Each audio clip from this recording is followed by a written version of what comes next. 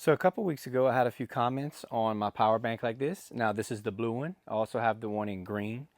And they said that there's no way that it would have that capacity, which is basically 63 or yeah, 63 amp hours, but it's 63,200 milliamp hours.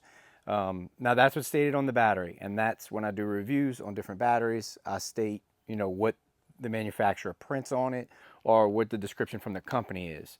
So that's just what I said, and he was like, "There's no way that it carries that."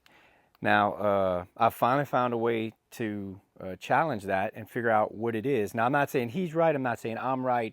I just want to know, hey, what does this carry?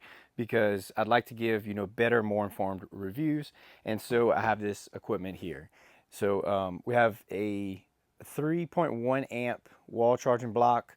That's a fast charging block, so it should give a good flow into an extension. I'm not sure what the extension is rated for, so we're not testing the speed at which it charges. We just want to know how many milliamp hours. But I just wanted to have a good flow, fast charger. This is a wire that is capable of 5 amps. Let's see if we can zoom in on it. There we go. 5 amps, 100 watts. So it's going to have a good flow to it. Now, this thing right here is the MakerHawk,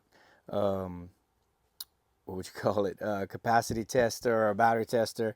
And it has a bunch of different things. It tells you how many volts are going through. It'll do like a meter of how much it's going, how many amps are going through it, and a bunch of other stuff. Watts, milliamp hours, everything, watt hours. So it's going to calculate all that for us. We're going to keep it on this screen. So milliamp hours and milliwatt hours.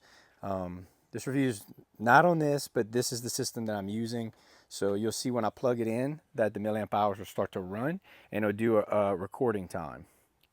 Now, for other projects, I'll be using this one. So I got this big one, and this one actually drains batteries. So once you plug it in, the board lights up, and then you can plug in any one of these outputs and or inputs, and it'll actually run through the battery. The fan will spin, and it'll say how much it discharged. But I don't know how to use that yet. We're not gonna do that today. We're gonna do that in a future video.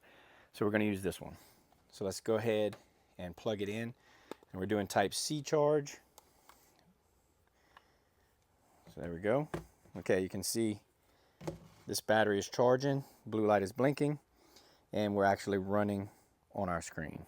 I'm gonna go ahead and let that charge, and we're gonna watch these milliamp hours and milliwatt hours go up, and we'll get the charge amount, so how much capacity that this power bank actually has, and then how long it took to charge it. We have been charging for 3 hours now, and we are at 3,991 milliamp hours. So we're gonna keep charging, see how long it takes, but the light blinking is it's blinking, the 50% mark is blinking. All right, so we finally stopped charging, and the final count is 21,877 milliamp hours.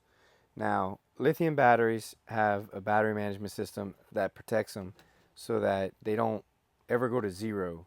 So they will never go to zero. So it's either 5% or 10% that was actually left, in the battery. So even with 5 or 10%, with this number being the max, that's nowhere near 63,000 milliamp hours, or what it says right here, 63,200 milliamp hours. Nowhere near that. So there's the final count. That's just one way to use the MakerHawk, I guess capacity meter. I forgot the official name of it. But yeah, that's one way to use it, and this obviously doesn't, it carries, it packs a punch. So, it has, that's 2 amp hours basically.